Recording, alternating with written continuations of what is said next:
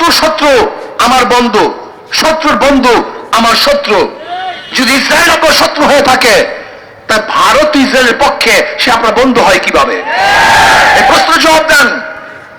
আসলে তো তলে তলে সব হয়ে গেছে, সব রাজনীতি, সব বাহ্যিকতা। না, জনগণ তা মানতে পারে না। ইসলামী আন্দোলন বাংলাদেশ সরাসরি ইসরায়েলের বিপক্ষে যুদ্ধ ঘোষণা করতে হবে। যখনই আমাদের প্রয়োজন হবে, সুযোগ হবে, ইসরায়েলের বিপক্ষে যা কিছু আছে সব নিয়ে ঝাঁপিয়ে পড়ে সবাই রাজি আছে ইনশাআল্লাহ। আজকে বাংলাদেশ থেকে ইসলাম মুসলমানকে উৎখাত করা ষড়যন্ত্র চলতেছে। আজকে ভূখণ্ডকে বিক্রি করা ষড়যন্ত্র চলতেছে। আজকে বন্ধু বন্ধু বলে যাদেরকে আপন করতে চাই, তারা আমাদের বুকের উপরে বারবার গুলিবিদ্ধ করবে, আমাদের ভূখণ্ড দখল করার ষড়যন্ত্র করবে, এদেশের সাংস্কৃতিক ইসলামকে নষ্ট করার ষড়যন্ত্র করবে, এদেশের মানুষকে গোলাম বানাবার চক্রান্ত করবে। এদেশের মানুষ তা মানতে পারে না। কাজী শুধু ইসরায়েলের বিরুদ্ধে নয়, ইসরায়েলের দূষকদের বিরুদ্ধে যে ভারত ইসরায়েলের পক্ষে নিয়েছে, ইসরায়েলের পক্ষে কথা বলেছে, ইসরায়েলের পক্ষে তারা দাবি তুলেছে, সেই ভারতকেও বাংলাদেশের মানুষ বয়কট করে তাদের আপন করতে পারে না। আমি শেখ হাসিনাকে বলতে চাই, যদি আপনি ইসরায়েলের বিপক্ষে থাকেন, ফিলিস্তিনের পক্ষে থাকেন, তাহলে আপনি ইসরায়েলের বিপক্ষে একদল সৈন্যবাহিনী গঠন করুন, একদল মুজাহিদ আপনি গঠন করুন, আপনি লিস্টি করুন আপনার তত্ত্বাবধানে, আপনি লিস্টি করুন যে বাংলাদেশ থেকে কত যোদ্ধারা ফিলিস্তিনের পক্ষে ইসরায়েলের বিপক্ষে যুদ্ধ করতে চায়।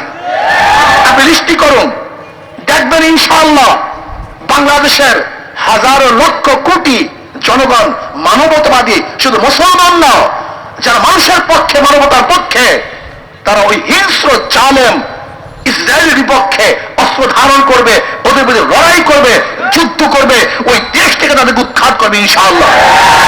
এই কাজটা আপনি করুন, তাহলে মনে করবো আপনি ইসরায়েলের বিপক্ষে, ফিলিস্তিনের পক্ষে। আর আমাদের দাবি থাকবে, ইসরায়েলি পণ্য বয়কট নয়, বাংলাদেশে ইসরায়েলের কোনো পণ্য ঢুকতে দেওয়া হবে না। আইন করে নিষেধ করতে হবে, ইসরায়েলের কোনো পণ্য বাংলাদেশে চলতে দেওয়া হবে না। এটা আইন করুন, তাহলে আমি বলবো যে আপনি ইসরায়েলের বিপক্ষে। ঈদের সময়, রমজানের সময় ইসরায়েল বিমান আমাদের বাংলাদেশের এয়ারপোর্টে নামলো কিভাবে? এর জবাব বাংলাদেশের জনগণ চায়, গোটা দুনিয়ার মানবতাই মানুষ চায়। আপনি ইসরায়েলের বিপক্ষে, ইসরায়েলের বিমান আপনার অনুমতি ব্যতীত এই ভূখণ্ডে নামলো কিভাবে? তার মানি হলো এই তলে তলে সবকিছু হয়ে গেছে।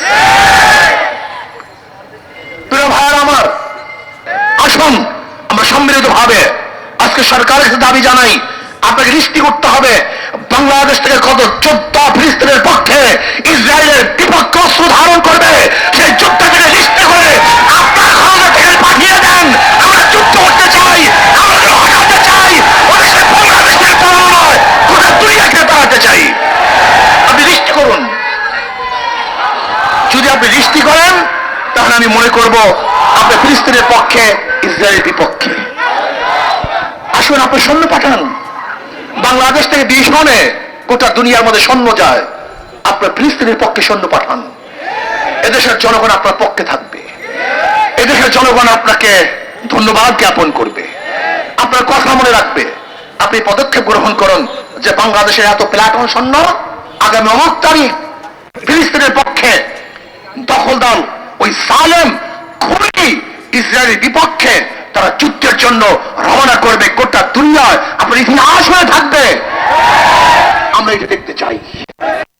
বাংলাদেশের যোদ্ধারা, জওয়ানরা, সৈনিকেরা তারা সালেমের বিরুদ্ধে মানবতার পক্ষে যুদ্ধ করার জন্য রওনা হয়েছে। আমরা দোয়া করব, আমরা তাদের সাথী হব এবং তাদের যত সহযোগিতার প্রয়োজন আমরা সহযোগিতা করব। আর বাংলাদেশ সরকারকে একটা দাবি জানাতে চাই, আপনি অবৈধ সরকার যদিও, তারপরে যেহেতু আছেন বলতেই হয় আপনাকে, আপনি একটা কাজ করুন, ফিলিস্তিনি জনগণের পক্ষে তাদের সাহায্য করার জন্য নির্যাতিত জনগণকে সাহায্য করার জন্য। আজকে যারা বাচ্চারা ধুকে ধুকে না খেয়ে মরছে, পানি পিপাসায় তারা জীবন দিচ্ছে, রক্তাক্ত অবস্থায় রাস্তায় পড়ে আছে, তাদের পক্ষে আপনি একটা সাহায্য সংস্থা পাঠান, ডাক্তারের টিম পাঠান, সরাসরি তাদেরকে সাহায্য করার জন্য আপনি ব্যবস্থা গ্রহণ করুন। তাহলে মনে করব আপনি ফিলিস্তিনের পক্ষে, ওই মাজলুমদের পক্ষে, জালেমদের বিপক্ষে। আসুন আমরা সম্মিলিতভাবে ইসরায়েলকে বয়কট করি, তাদের বিরুদ্ধে আমরা যুদ্ধ ঘোষণা করছি। ইসলাম এবং মুসলমানদের সামনে সম্মুখ যুদ্ধে কেউ যদি পারে না, পারাও সম্ভব না, পারবে না। কেন যে জাতি রক্ত দিতে পারে, জীবন দিতে পারে, সেই জাতির সাথে কেউ জিততে পারে না। কিন্তু তা সত্ত্বেও আজকে হারছি কেন? গজওয়ায়ে ফিক্রি, চিন্তা যুদ্ধ ভিত্তিতে। দেখেন আজকে পত্রিকায় দেখেন রেকর্ড, ইসরায়েলকে টিকিয়ে রাখছে আরব রাষ্ট্রগুলি। এই আরব রাষ্ট্রগুলির শাসকরা কোথা থেকে এসছে, কিভাবে এসছে?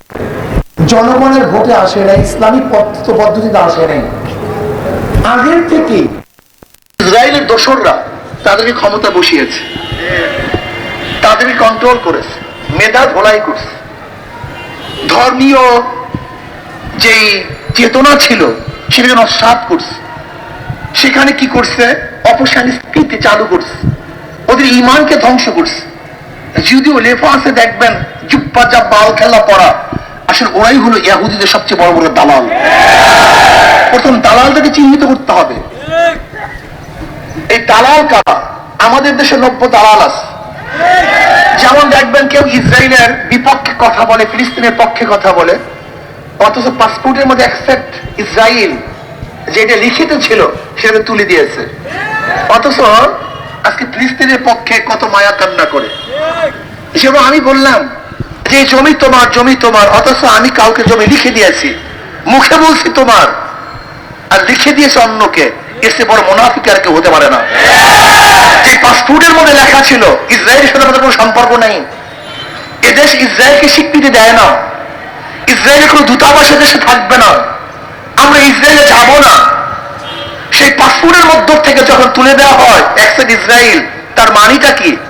যে এদেশের সংখ্যাগরিষ্ঠ মুসলমান ইসরায়েলের বিপক্ষে, কাজী তাদের মুখে বলতে হবে রাজনৈতিক স্বার্থে, কিন্তু তলে তলে তাদের সাথে পুরোপুরি সবকিছু সেট হয়ে গেছে, কন্ট্রাক্ট হয়ে গেছে। ফিলিস্তিনের পক্ষে, ইসরায়েলের পক্ষে আগামী শুক্রবার জেলায় জেলায় এবং মহানগরীতে বিক্ষোভ মিছিল করা হবে ইনশাআল্লাহ। আর ফরিদপুরের যে শ্রমিক ভাইয়েরা হত্যা হয়েছে, আজও সেই খুনিদেরকে অ্যারেস্ট করতে সরকার পারে নাই, ব্যর্থ হয়েছে। যদি সরকার তার বাহানা করে তাহলে ইনশাআল্লাহ ফরিদপুরে আমরা বিশাল জনসভার ঘোষণা দেব। গোটা দক্ষিণ অঞ্চলের মানুষ একত্রিত হয়ে আমরা এই খুনিদের বিপক্ষে আন্দোলন করব এবং আমাদের সবাইকে মাজলুমের পক্ষে থাকার তৌফিক